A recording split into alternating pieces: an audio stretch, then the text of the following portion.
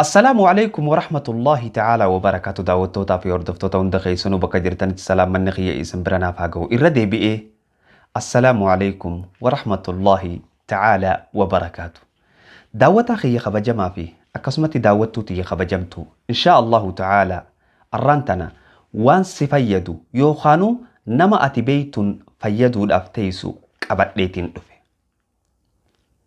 إن شاء الله تعالى أكات الراقم مدو أبدين كبا دعوتا خي خبجما في دعوتو تي خبجمتو ربي خنا ما فيسو ربي خنا ما فيدو قروا المنا ما سبب خنان سيفته دفه بإذن الله إن شاء الله تعالى دوبل أكبر ما خنا مني حالان الراوي واتو خنان قبت ليسي دفه تكفى إرتي بواسيري جتشون أكبر ta'a ilma namaa bakka gartee sagaraan baatuun irratti nama bahu. Dhukkubni kaan ammoo gaggaba hoggaa gaggaban arraba ofii nyaatan akkasumatti ifin beeyne namni. Insha Allahu ta'ala tanaan gabaabsee himuu barbaada.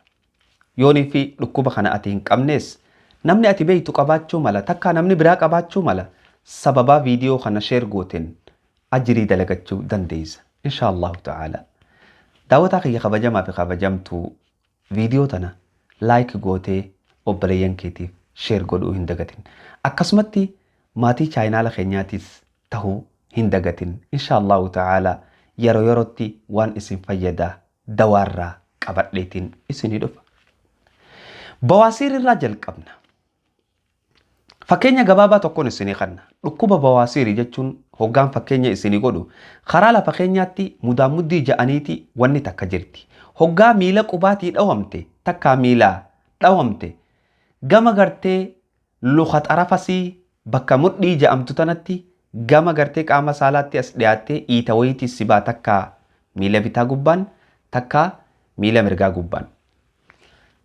maaliif iittisan baati iittisan jechuun miilli dhawame jechaadha sitti himu jiran asirraa like akka alarmiiti akka beeysisaati ampoolii fi bakka shidaniinii fi bakki dhaamsa wal biran jirtu garuu gaafa ampooliitiitti achirraa siif shidama ampooliin bakka itti shidan hoggaatu ixesi shidama wanni hundinuu ashaaraa yookaanu akeekkachiisa kannitu qabdi bawaasiir eeynaa lamatti qoodama tokko bawaasiir garaa keeysaati tokko immoo kan gartee bakka bawliin baatuun bakka gartee sagaraa bawliin baatuun kana gubbatti nama bahuudha.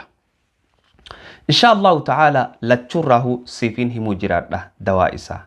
Kam akkasit jiru atuuni beeyta. Bawaasiir tokko bawaasiir hoggaa bawliin tee goggoyde gartee qaama sagaraan baatuun kana keeysa bawliin goggoguurraa kan ka'e hooqaa dhufa gaafa hooqaa dhufe hoggaanii fi bawlii tee fixattee ol kaatee dhiiga firratti garta. Bawlii tana maaltu jabeessa? Maali sababni bawliin jabaattuuf? Garaachi ilma namaa garaacha lama garaacha guddaa fi garaacha xiqqaa ja'aniiniti jira. Garaachi guddaan hoggaa ati nyaata itti ganneeyxee asiida nyaata kana gubban naqeetiti walin laaqee garaacha xiqqatti gad erga. Garaachi xiqqaan viitaamiina waan ja'amu hunda keessaa guureetii qushaasha gabbaasa. Gaafa garaachi xiqqaan tempereecharri isaa yookaan oowwi isaa guddate bawliin ati sagaraa baatu tuni tuubboo tana hooqaatti dhufti. Gaafa tuubboo hooqaa dhufte tuubboon tun gama gadii irratti waan akka gartee waan akka gabbahu takkaatu jira. Takka finniisaa guddoo tan gabbaatutu jira. Xarafa tuubboo kanarratti jechuudha. Tokko goggoga garaacha keessaarraa dhufa. Tokko immoo gaafa ati bakka oowwituu tetteesse achirraa si dhufuu danda'a. Fakkeenyaaf dhagaa oowwarra taa'uu, bakka teessu laallachuu dhabuu, kursii hin taanerra taa'uu kanarraa nama dhufa. Makiinaa bakka oowwituurra taa'uu kanarraa nama dhufa. Tanaaf daawwattootaa fi hordoftoota dawaa isaa isiniifin himuu jiraadha. Ammoo nyaanni garaa goggoysu eega nyaata nyaattanii baaduu dhuguu yookaanuu yogortii nyaachuu yookaanuu aanan dhuguu garaa waan goggoysaa irraahi takka. Daawwattootaa fi hordoftoota nyaata gartee akka garaan hin goggoyne si fayyadu irraa anaatu si hima. Tokkoffaa irratti qayyisir jennaan qayyisir namni hin beeyne hin jiru. Akka dinnichaa ka hoggaa muran akka waan dhiigaa diimina qabu jechuudha. Lammaffaa irratti baamiyaa nyaachuu hin dagatin. Baamiyaa kana isa gartee magariisa ta'e bareedaa ammaan tana haadharraa murame san nyaachuu hin dagatin. Baamiyaadha jechuun afaan arabaatiin habbatul muluukhiyyaa jedhaniin yookaanuu akkuma footoo asirra agartu kana jechuudha. Tan lammadaa tiin tan rabbiin qura'aana keessatti dubbate wattiini wazzaytuun jedhee dubbate san isiisa nyaachuu hin dagatin. Goggoyduusiitii fi jiituusii yoo ammoo jiituusii nyaatte irra bareeda jedheetii yaada. Ammallee akkasumatti zabaanikh waan jedhaniin nyaachuu hin dagatin. Waan akka salaxaatii takka raafus nyaachuu hin dagatin. Hedduu garaa nama jiiftii jechuudha wanni tun. Akka garaan kee hin goggoyne siif eeyti. Insha Allahu ta'ala amma kallattumaan kara dawaatii waliin dabarra. Daawwataa kiyya kabajamaa fi jaalatamaa kan ammaan tana ol seente. Insha Allahu ta'ala viidiyoo tana laayikinuuf godhuun dagatin akka nama hedduu bira geessuuf jecha chaayinaala keenyaaf ammoo maatii tahuu hin dagatina. Duba obboleeyyan dawaan muka khuzaam ja'aniin ni fiddan. Mukni kun khuzaam ja'ama. Bakka itti dawaa gurguran hunda yoo dheeyxan footuma tanaa yoo garsiistan arkachuu dandeessan. Maqaa wajjin isinii barreessaa jira. Muka khuzaam ja'amu fiduun dagatina. Akkasumatti khuzaam kana hoggaa fiddan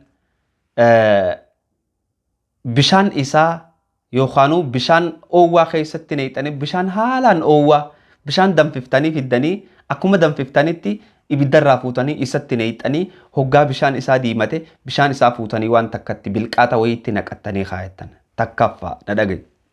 Lamada irratti hinnaa fidatta. Hinnaa qurquraarraa tolfamu san ni fidatta. Hinnaa kana eega fidattee fallaana tokko fuuta hinnaa kana. Fallaana tokko eega fuute booda dhadhaas ni fidadda.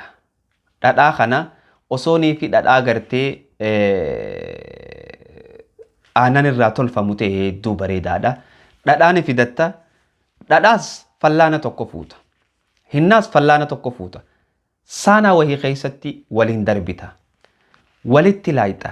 Bishaan reefu oowwifadhu hoggaa inni diimate bilqaaxan nagadhu siin jeesan fuuteetiti irra rushta yoo dandeesse waa xiqqeesha irra rushta.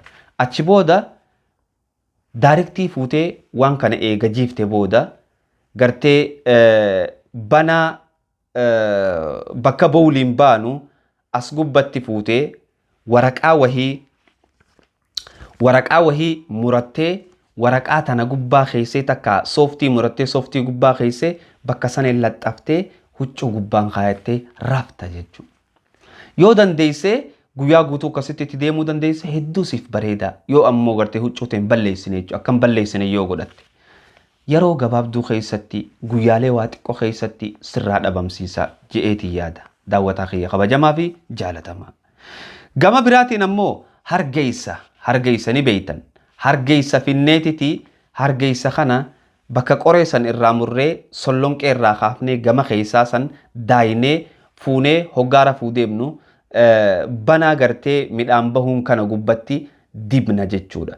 Eegachirratti dibne booda itti dhiifneetti rafna. Yeroo gabaabaa keessatti isinirraa dhabama je'eetii yaada. Bi'idhnillah inshaallahu ta'ala. Ammallee nyaanni ati nyaachuu hoddommeessitu nyaata paapaayyee jedhamu. Paapaayyeen garaa laaffisuudhaaf hedduu bareeda. Khillee isaatii wajjin nyaatta. Akka malee garaa kee laaffisa akka bawaasirsittuun dhufne si godha jechuudha. Ammallee akkasumatti shuumoo qamadii namni wallaalu hin jiru. Sha'iir jaaniin afaan arabaatiin qamadii tanaas shuumoo isii nyaachuu hoddommeessita. Akkasumatti garbullee nyaachuu hoddommeessita jechuudha. Inshaallahu ta'ala akkaati bi'idhnillah fayyuudhaaf teessu abdiin qaba. Bi'idhnillah inshaallahu ta'ala. Duba daawwataa kiyya kabajamaa fi jaalatamaa haga ammaan tanaa waa'ee bawaasiirraa dubbachuu turre. Gaggabni waa meeqarraa nama dhufa? Gaggabni waa hedduurraa nama dhufa. Tashannujaat المخ يوخانو هلتشو الدماغ سمو إرانا مدنفة سمونتن الكهرباء جاني نفان عرباتين الكهرباء أكوان ترخني سموتيك أبيتي جر جتي لفتو خفتا ونخن واحد درانا مدنفة نمني هريبا مخدا غارر رفو أبو سيغالي أما اللي بكا متان إسا حدودو چيسي خاي رفو dhagaarra mataa kaayee rafuu akkasumatti waan fofokkottuu hogguu laaluu rifachuu waan nama rifachiisaa daawwachuu kanarraa namatti dhufuu danda'a. Akkasumatti rifaaturraas nama dhufuu danda'a. Namni hoggaa rifatee ni gaggaba. Ni gaggaba. Mee fakkeenya tokko isin yaa'imu. Namni sodaataan namni luyni hoggaa rifatee albaatii gadhiisa. Namni jeyni hoggaa rifatee maniyyii irraa utaala. Tajriibaa godhame keessaa waan lamaan kana jeynaa fi luyna dalaaluudhaaf xiyyaararraa nama lama gartee paarashuutatti kaayanii gad darban. Luyni gartee hoggusma albee baxalala godheetuma albee. Jeyni immoo maniyyii gadhiise ispermii gadhiiseetuma waan saabanate jechuudha. Haluunaa sanuu isaatu dhaqqabee irraa baneef jechuudha. Kan duruu gaggabuuf ka'e. Waa hedduurraa nama dhufuu danda'a. Gaggaba kana immoo haala kamiin wallaan waan je'uutu as deema. Daawwataa kiyya kabajamaa fi jaalatamaa. Qaceellotti na dhaggeeffadhu. Muka gartee al-istakhduus muka jedhamu. Al-istakhduus muka jedhamu kana mana caxxaarotaa yookaan bakka dawaatti gurguran dheeyxeetiti insha Allahu ta'ala fudhatta. Hoggaa fudhattee joollee haa taatu irra guddaa wanni kun joollee gaggabduu fi nama amma 15 gadiitii fi kaanis numa fayyada. Al-istakhduus kana ni fudhatta. Hoggaa fudhattee al-istakhduus muka jedhaniin kana ni fudhatta. Hoggaa fudhattee fuuteetiti danfifta bishaan keessatti. Hoggaa danfifte booda waa xiqqisho fuutee deema fallaana tokko fuutee muka kanatti laayixee obaastee jechuudha. Cinaa qalaasaa waa xiqqisho jechuudha. Cinaa qalaasaa yookaanu fallaana 20 qiyaasattee akkasitti dhuydaa jechuudha. Kalamadaa ammoo harmal muka jedhaniinitu jira. Mukni harmal jedhamu kun ija namaatii fi sixrii fi waa hedduuf dawaadha. Muka harmal jedhamu kana giraama 50 fuuta. Takka giraama 40 fuuta. Giraama malee dawaa hin godhatin. Hoggaanan siin jedhu giraama 40 takka 50 fuuta. Humaa rakkoon qabu kanaaf kana jidduu. Giraama haga kana fuutee bishaan oowwaa keessatti neeyxee haga kalarra jijjiiratu eeydee dhuyda jechuudha. Waa xiqqisho qalaasaa bishaan tokko keessatti neeyxee irraa saafii gootee takka bishaan keessatti waliin akka waan nama danfisu hoggaanni buhaawee irraa xaliilchitee bishaan san dhuguu dandeessa. Giraamaan ammoo giraamaan yoon taane ani keessan jiru. Ammallee tuffaax qaceellotti dhaggeeffadhu. Tuffaax kana sollonqee isaatii wajjin ni daayita. Akkuma jirutti fuutee daayita. Muka xiqqaa san qofarraa murtee daayita. Eega daayite walumaa gala ni dhuyde jechuudha. Wala firii wajji ni daayita ni dhuyde. Ammallee rummaana sollonqee isaatii wajji daayita.